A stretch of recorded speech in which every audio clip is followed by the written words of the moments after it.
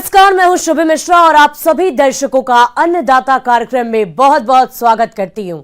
देश के हर व्यक्ति के जीवन में किसानों का अहम योगदान है, क्योंकि किसान ही हमारे लिए अन्न को उपजाते हैं और देश के हर व्यक्ति को खाना प्रदान करते हैं और इसीलिए उन्हें अन्नदाता भी कहा जाता है। और ऐसे ही किसानों को खेती बाड़ी की नई तकनीकी जानकारी देने की कोशिश हम करते हैं। तो चलिए कार्यक्रम की शुरुआत करने से पहले देखते हैं क्या है आज के अन्नदाता में खास। ट्राइकोडर्मा विरिडी का फसलों में प्रयोग और लाभ।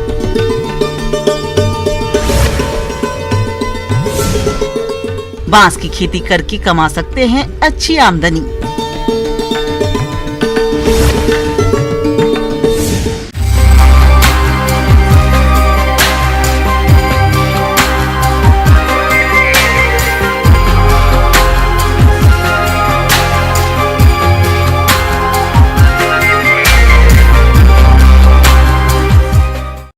फसलों में रासायनिक दवाओं के अधिक प्रयोग से मिट्टी और उत्पाद दोनों पर खराब असर पड़ता है, जबकि बाजार में कई ऐसे जैविक उत्पाद उपलब्ध हैं जिनका आप फसलों में प्रयोग करके कीट रोगों का नियंत्रण कर सकते हैं।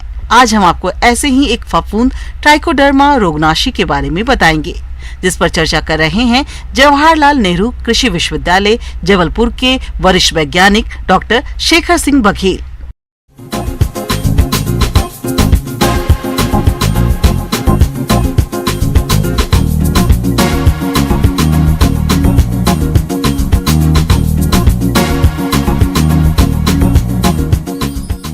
किसान भाइयों, हम अगर दलहनी फसलों की बात करते हैं तो हमारे किसान भाई दलहनी फसलों में विभिन्न प्रकार की दलहनी फसलों का बहुतायत में खेती करते हैं और इसमें सबसे ज़्यादा समस्याएं आती हैं दलहनी फसलों में, जो है उसमें उग्रा की समस्या, फफूंद जनित बीमारियों की समस्या।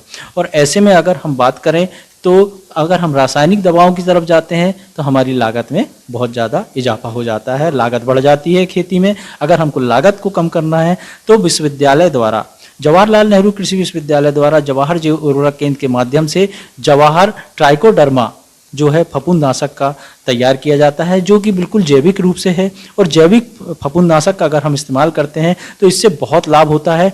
आधुनिक तकनीकी में ट्राइकोडर्मा का उपचार किसानों के लिए हर हाल में फायदेमंद है। दरअसल ट्राइकोडर्मा घुलनशील जैविक फफूंदी नाशक एक कवक है। धान, गेहूं, दलहनी, औषधीय, गन्ना और सब्जियों की फसल में प्रयोग करने से उसमें लगने वाले फफूंद जनित तना, गलन, उकठा आदि रोगों से निजात मिल जाती है। ट्राइकोडर्मा एक रामबाण जो हमारा फफूंदनाशक के रूप में जाना जाता है। ट्राइकोडर्मा का जब भी हम इस्तेमाल करने की बात करते हैं तो आपने देखा होगा कि हम हमेशा किसान भाइयों को हमेशा ये सिफारिश करते हैं कि वो बीजोपचार करें। और बीजोपचार के साथ अगर आपके खेतों में ये समस्या, किसी प्रकार से रोग या फफूंद वाली बीमारियां लगातार आ रही हैं, तो आप उस खेत की भूमि का उपचार करें। और भूमि उपचार करने से आपको ये समस्या में 100% निजात मिलती है, 100% इससे रोकथाम होती है। इसका प्रभाव फलदार वृक्षों पर भी लाभदायक है। इसकी कीमत या लागत भी रासायनिक दवाइयों से काफी कम है, साथ ही पर्यावरण के लिए भी सुरक्षित होता है। इसका प्रयोग किसान आसानी से कई तरह की फसलों में कर सकते हैं। किसान भाइयों, ट्राइकोडर्मा का जब भी हम इस्तेमाल करें तो खेतों में जब हम भूमि उपचार करने की बात करते हैं तो इसमें तरल जो उर्वरक जो हमारा ट्राइकोडर्मा है उसकी 2 से 3 लीटर मात्रा प्रति एकड़ के हिसाब से इस्तेमाल करना चाहिए। और इसके लिए हम अच्छी तरीके से लगभग 40 से 50 किलोग्राम गोबर की खाद, अच्छी सड़ी हुई होनी चाहिए, या केचुआ खाद, या फिर हमारी जो मिट्टी है उसमें इसको अच्छी तरीके से मिलाकर अगर हम 2-4 दिन के लिए इसको किसी नमी वाले स्थान पर रख के और हमारे जो बारदाने हैं उससे ढांक कर पानी का छिड़काव करते रहें और उसके बाद इसको भूमि में अच्छी तरीके से इसका फैलाव कर दें, छिड़काव कर दें और उसके बाद हल्की पानी की सिंचाई करके और बुआई के बाद अगर हम हल्की सिंचाई कर देते हैं तो निश्चित रूप से आपके खेत में फफूंद जनित जितनी बीमारियां हैं उससे निजात मिलेगी।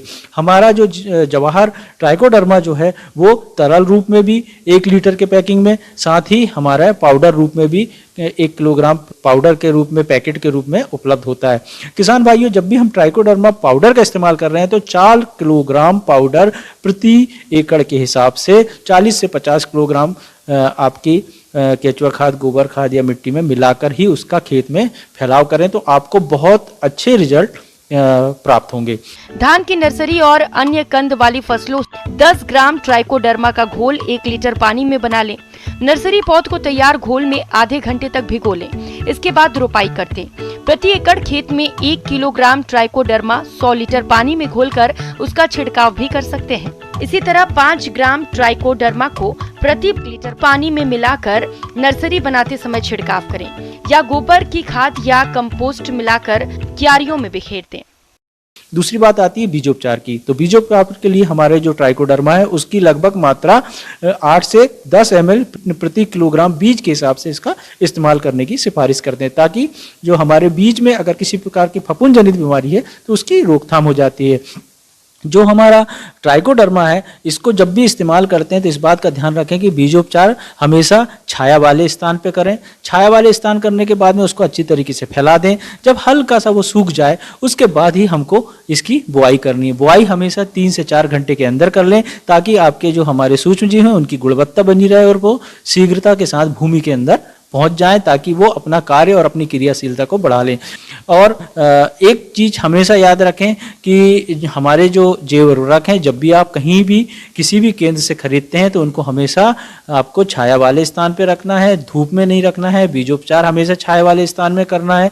इस प्रकार से ट्राइकोडर्मा जो है एक रामबाण फफूंद जनित बीमारियों की रोकथाम के लिए एक ऑर्गेनिक या जैविक रूप से एक उत्पाद है, जिसका इस्तेमाल हमारे किसान भाइयों को अवश्य करना चाहिए। ट्राइकोडर्मा का प्रयोग करते समय कुछ बातों का ध्यान रखें, जैसे ट्राइकोडर्मा के विकास और अस्तित्व के लिए उपयुक्त नमी बहुत आवश्यक है। इसीलिए इसके इस्तेमाल से पहले देख लें कि मिट्टी सूखी ना हो। जिस खेत में ट्राइकोडर्मा को डाला गया हो उस खेत में 1 सप्ताह तक कोई भी फंगीसाइड या फफूंदी नाशक का इस्तेमाल ना करें। अगर ट्राइकोडर्मा से बीज को उपचारित कर रहे हैं तो ध्यान रखें कि सूर्य की किरणें उस पर सीधे ना पड़े। ट्राइकोडर्मा से उपचारित गोबर की खाद अधिक दिनों तक के लिए न रखें। उपचारित गोबर की खाद का इस्तेमाल अधिकतम 3 से 4 माह तक करना अच्छा रहता है।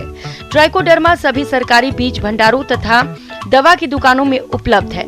इसके अलावा कृषि विज्ञान केंद्र, कृषि विश्वविद्यालय, कृषि महाविद्यालयों से भी इसको आप ले सकते हैं। किसान भाइयों, अब लेते हैं एक छोटा सा ब्रेक।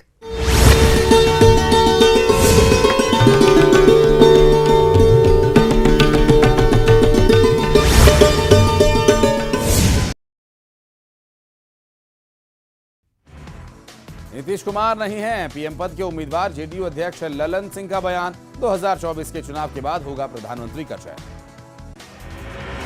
पटना जंक्शन पर डीआरआई की बड़ी कार्रवाई, 7 करोड़ का सोना जब्त, 2 तस्कर गिरफ्तार।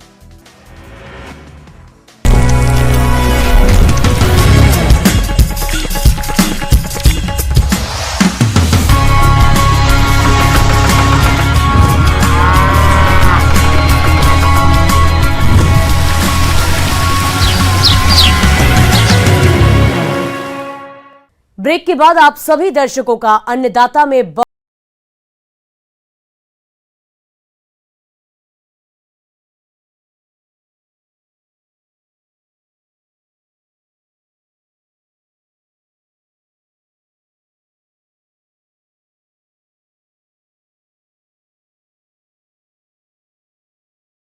देश भर में बांस की खेती का ट्रेंड बढ़ा है। बांस की एक खासियत ये है कि यह किसी भी मौसम में खराब नहीं होता। साथ ही इसकी खेती किसी भी प्रकार की जमीन में आसानी से की जा सकती है। बांस की फसल को एक बार लगाकर कई साल तक इससे उपज ले सकते हैं।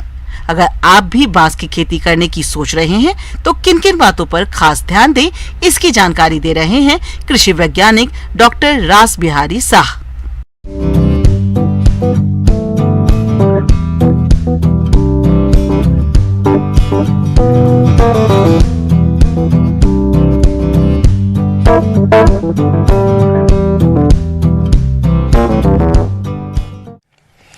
तो आज हम लोग जानेंगे कि बांस की खेती कैसे करें और उनसे क्या क्या फ़ायदे उठाएं हम लोग अपने ज़मीन पे उसकी खेती करके।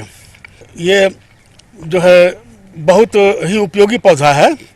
इसके उपयोग को देखते हुए इसे ग्रीन गोल्ड भी कहते हैं, इसे पुअर मैन स्टीमर भी कहते हैं और बहुत जगह पे इसको बड़ा भाई के, बिग ब्रदर के नाम से भी जानते हैं। इसके करीब दस्तावेज में तकरीबन 500 से ज़्यादा उपयोग है, और जैसे जैसे तकनीकी का विकास हो रहा है, लोगों को पता चल रहा है, वैसे वैसे और ही ज़्यादा इनके उपयोग सामने आ रहे हैं। बांस की खेती सदाबहार पौधे के रूप में की जाती है। ये घास प्रजाति का पौधा होता है जो कि सबसे अधिक तेजी से बढ़ने वाला पौधा भी कहलाता है। बांस की कुछ किस्में ऐसी हैं जिसके पौधे एक दिन में तकरीबन 90 सेंटीमीटर तक बढ़ जाते हैं। बांस के पौधे वायुमंडल में 35% तक ऑक्सीजन का निर्वाह करते हैं तथा कार्बन डाइऑक्साइड की मात्रा को भी कम कर देते हैं। देश के वो किसान जो बंजर भूमि या जलवायु परिवर्तन से परेशान होकर किसी तरह की खेती करने में असमर्थ हैं, वो बांस की खेती कर अच्छी कमाई कर सकते हैं। तो अभी पूरे विश्व में करीब मतलब 1250 प्रजातियां बांस की है, जबकि हमारे अपने भारत में 136 प्रजातियां हैं। और इसमें जो हमारा नॉर्थ ईस्ट है, जो हमारा जो सारी स्टेट है नॉर्थ ईस्ट के, वो इसमें बहुत समृद्ध हैं। वहाँ पे चूँकि वहाँ की जलवायु यहाँ की बहुत मतलब बांस के लिए बहुत अनुकूल है। बांस एक ऐसा पौधा जिसे किसी भी तरह की मिट्टी में उगाया जा सकता है। केंद्र सरकार द्वारा चलाई जा रही राष्ट्रीय बांस मिशन में किसानों को बांस की खेती करने पर सब्सिडी भी प्रदान की जा रही है। वर्तमान समय में बांस की 136 किस्मों को उगाया जा रहा है, किंतु भारत में उगाई जाने वाली कुछ प्रजातियां ऐसी हैं जिन्हें व्यापारिक तौर पर उगाया जाता है, जो इस प्रकार है: बम्बूसा बालकोआ, बम्बूसा तुलदा, बम्बूसा बम्बोस, बम्बूसा वल्गरिस, बम्बूसा पलिडा, बम्बूसा नूतन, डेंड्रोकलामस सख्त आदि प्रमुख है। तो इसमें अगर मैं एक बांस मतलब की बात करूं जो कि सबसे सर्वाधिक उपयोगी है, तो वो है बम्बूसा बालकोआ।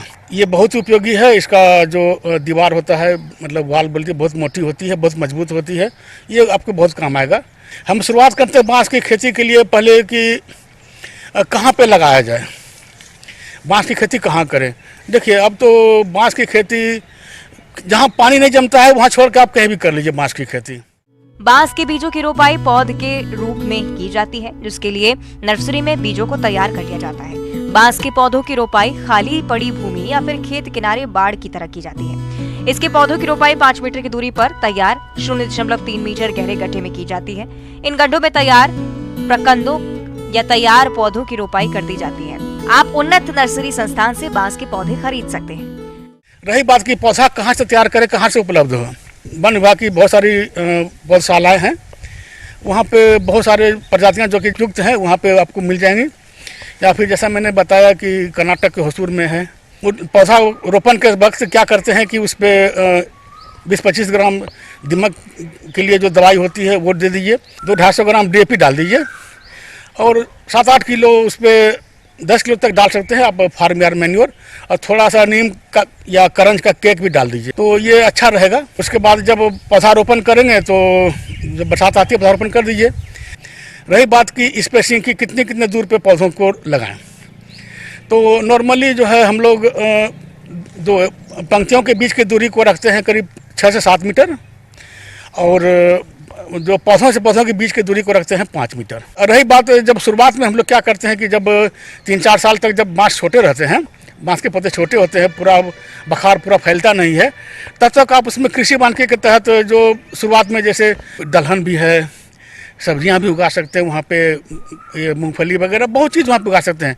जैसे फिर 5 साल बाद जब आपको लगे कि छाँव हो रहा है, तो फिर जो छाँव में उगाने वाले जो फसल हैं जैसे हल्दी है, अदरक है, ओल है, पेचकी है, ये सारी चीज़ें भी वहाँ पे सफलतापूर्वक उगा सकते हैं।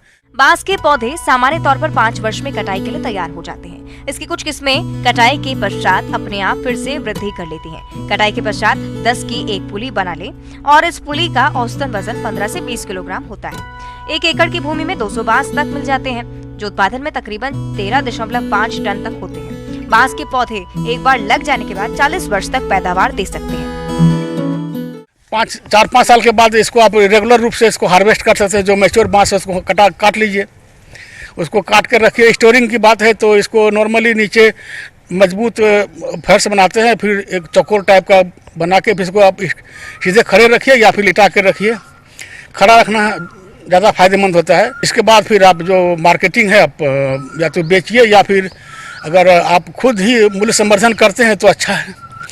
आजकल देखिए बांस का कितना उपयोग है। हम लोग बोलते थे पहले कि बांस तो गरीबों के लिए है, पुअर मैन टिम्बर बोलते हैं, लेकिन अब बांस का जो प्रचलन है, जो उसके उत्पाद हैं बहुत ही महंगे हो रहे हैं। अब देखिए ना, बांस आप कितना चीज़ है, अगरबत्ती है, टोकरी है, आपका पेपर है, फेंसिंग है, उसके अलावा आप तो फर्श भी बन रहे हैं बांस के, स्टिक्स हैं, बहुत सारे हैं। आप के लिए बहुत ही मतलब अपार संभावना है बांस के साथ। आप जुड़िए और कहीं कोई कमी हो तो वैज्ञानिकों से संपर्क में रहिए। हम सदैव तत्पर हैं आप लोगों की सेवा के लिए। आगे और भी है खेती बाड़ी से जुड़ी हुई बहुत सी रोचक जानकारियां। यहां रुकेंगे एक और छोटे से ब्रेक के लिए।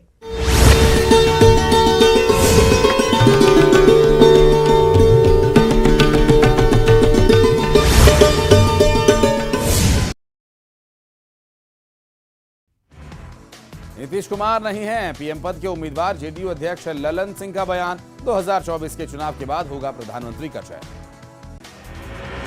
पटना जंक्शन पर डीआरआई की बड़ी कार्रवाई, 7 करोड़ का सोना जब्त, 2 तस्कर गिरफ्तार। ऑनलाइन धर्मांतरण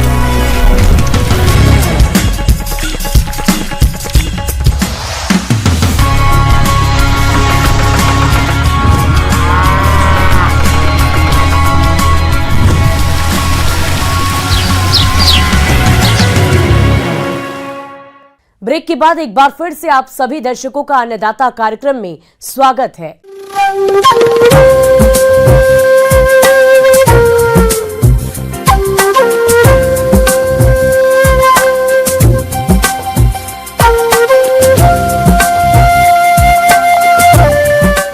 किसान भाइयों, मौसम निश्चित रूप से फसलों की सफलता या विफलता का निर्धारण करने वाला सबसे महत्वपूर्ण कारक है और इसीलिए मौसम विभाग के रिपोर्ट पर साप्ताहिक कृषि सलाह कुछ इस प्रकार है।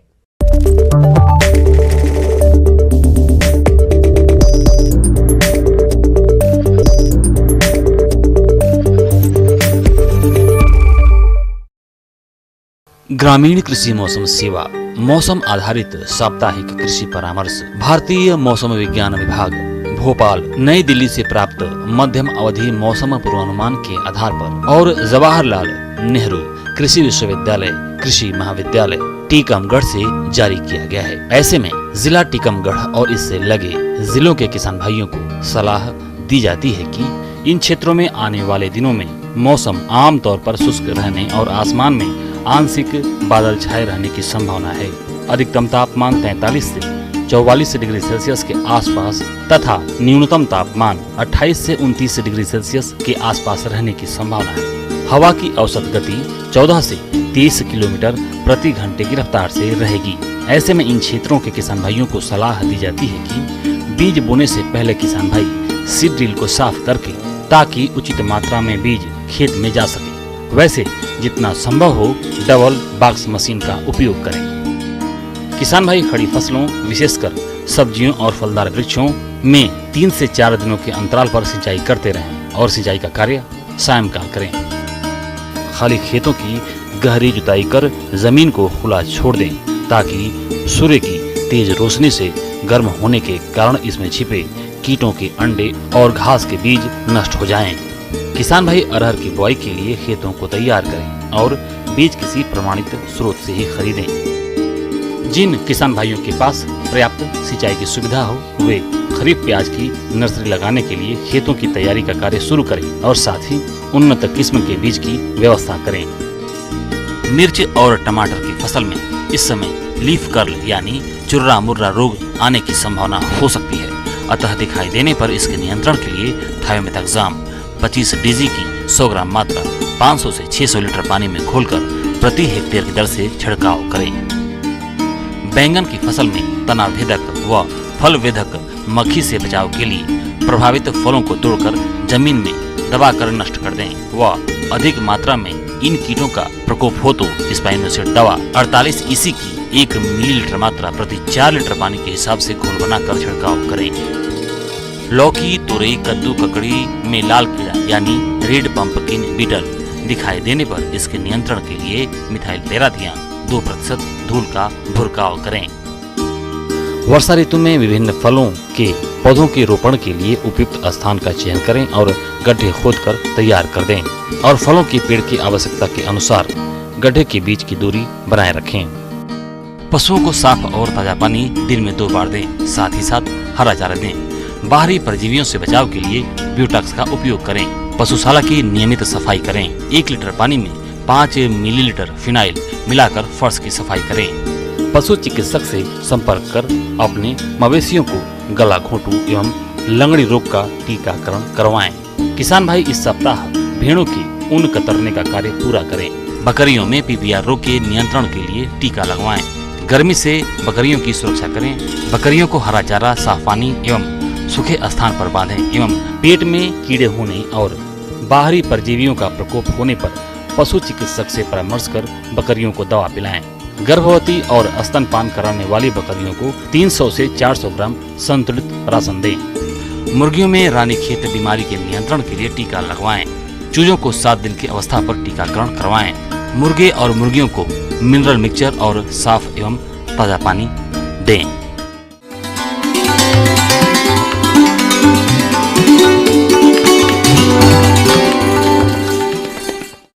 अब समय हो गया है प्रदेश के किसानों द्वारा अन्नदाता निःशुल्क फोन के माध्यम से पूछे गए समस्याओं के समाधान का।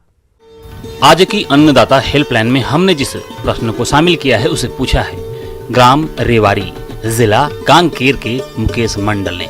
आपने कद्दू वर्गीय फसलों में फल मक्खी कीट के नियंत्रण के बारे में जानकारी चाहिए है, तो इसके लिए देखिए कार्यक्रम का यह अंश। सभी किसान भाइयों को मेरा नमस्कार। आज हम कद्दू वर्गीय फसलों में लगने वाले एक प्रमुख कीट जो कि फल मक्खी बोला जाता है उसको, ये कद्दू, खीरा, लौकी, ककड़ी और करेला, इस तरह का जो पौधा होता है उसको कद्दू वर्गीय फसल कहा जाता है। जो एक फल मक्खी होता है, फल मक्खी का जो पूर्णांग कीट होता है उसका जो पंख है वो पारदर्शी एवं चमकीले होते हैं और घरों में पाए जाने वाले मक्खियों से इसका आकार छोटा होता है। ये मक्खी का जो पूर्णांग कीट है ये फलों के और सब्जियों के सतह पर बैठ के ये सतह का एकदम नीचे जाकर के अंडा देता है, सतह के नीचे। और एक प्रमुख बात है कि ये जहाँ पर भी अपना अंडा देते हैं वहाँ पर सब्जी टेढ़े हो जाते हैं, जिसका बाजार का मूल्य उसका घट जाता है। फल मक्खी कीट मादा कीट कोमल फलों में अपना अंडारोपक गड़ाकर छिलके नीचे अंडे देती है। इन अंडों से पिल्लू निकलकर फल में सुरंग बनाकर फलों के गुद्दों को खाते हैं, जिससे फल सड़ने लगते हैं और टेढ़े मेढ़े हो जाते हैं तथा कमजोर होकर बेल से अलग हो जाते हैं। यह कीट फरवरी से अक्टूबर माह तक सक्रिय रहता है। अंडों से जो निकलते हैं उनको मैगट बोला जाता है। ये मैगट जो है वो फलों के गुदा को वो खा जाते हैं और वो अंदर बैक्टीरिया और फंगस के अटैक के वजह से ये फल और सब्जियां सब सड़ जाते हैं और बिक्री के लायक नहीं रहते हैं। इसकी रोकथाम के लिए सर्वप्रथम ग्रसित फसल को इकट्ठा करके नष्ट कर देना चाहिए। यह कीट मिट्टी में 5 से 6 मिलीमीटर की गहराई पर अपना प्यूपा बनाती है, इसलिए बेलों के आसपास अच्छी तरह से निराई गुड़ाई करनी चाहिए। मेलाथियन 50 इसी नामक कीटनाशी की 50 मिलीलीटर मात्रा को आधा किलोग्राम गुड़ एवं 50 लीटर पानी के साथ घोलकर छिड़काव करें या कार्बोरिल घुलनशील चूर्ण 50% 1 किलोग्राम प्रति हेक्टेयर के हिसाब से फसल पर छिड़काव करें। तो इन सब चीज करने के बावजूद भी अगर आपका कंट्रोल नहीं हो रहा है तो आप डेकामेथ्रिन 10 लीटर पानी में 5 ml दवाई और आजाडिरेक्टिन जो कि एक नीम का दवाई है 10 लीटर पानी में 20 ml, ये दोनों दवाई को इकट्ठा मिलाइए। उन दोनों को आप स्प्रे कीजिए फल आने से जस्ट पहले, क्योंकि ये जो मक्खी है वो फल आने से पहले ही ग्रसित करती है फसलों को। तो एक बार जब फल आता है तब पहला छिड़काव, 10 दिन के बाद और एक छिड़काव और 1 हफ्ता बाद और एक छिड़काव आप ले सकते हैं। और दूसरा चीज़ है कि इसका कंट्रोल के लिए हमको पॉइजन बेट यानी विष चुग्गा का इस्तेमाल करना होता है। विष चुग्गा यानी आपको 20 ग्राम मोलासेस यानी गुड़, उसके साथ 10 ml मेलाथियन, ये दोनों को मिला करके 1 लीटर पानी में आप मिलाइए और उसका जो घोल तैयार होगा वो घोल को डिस्पोजेबल कप में इधर उधर रख दे, झुला दे, कहीं पे ऐसा जगह रखिए जिसको कहीं पशु उसको चाट के खा ना जाए, उस जगह आप रखिए। इससे मादा कीट आकर्षित होकर आएगी और ये विष को खा करके वो मर जाएगी। इससे आपका बहुत उसका पेस्ट का पॉपुलेशन कम हो जाएगा। दूसरा चीज़ है कि आपको फेरोमोन ट्रैप का इस्तेमाल करना। फेरोमोन ट्रैप एक सुगंधित चीज़ होता है, ये अपने आप उसका जो फल मक्खी का जो कीट है वो आकर्षित होके इस फेरोमोन ट्रैप के पास आता है और उस पे गिरकर मर जाता है। अगर ये सब आप कर पाएंगे और सारा तरीका से समन्वित उपाय से अगर आप ये सब वैज्ञानिक विधि से आप नियंत्रण करने का ये करेंगे तो यकीन है कि आपका जो बागान का पैदावार बढ़ेगा।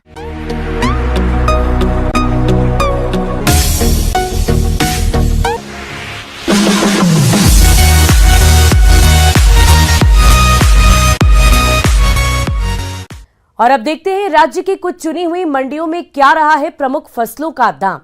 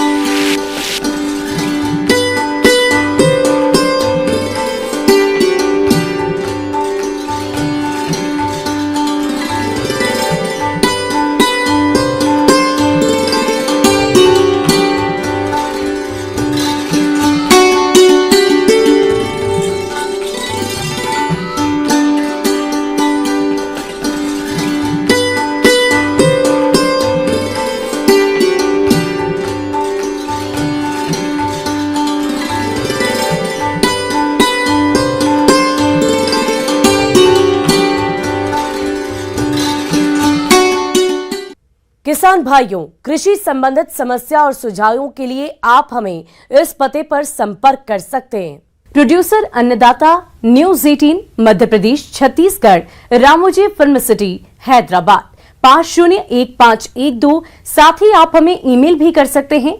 हमारा ईमेल है p18annadatamp@nw18.com। इसके अतिरिक्त आप हमें निःशुल्क हेल्पलाइन नंबर 180088921663 पर सोमवार से लेकर शनिवार सुबह 10 बजे से शाम 4 बजे के बीच संपर्क कर सकते हैं। अब समय हो रहा है आपसे विदा लेने का। कल फिर मुलाकात होगी। फिलहाल इस कार्यक्रम में अभी के लिए बस इतना ही। नमस्कार।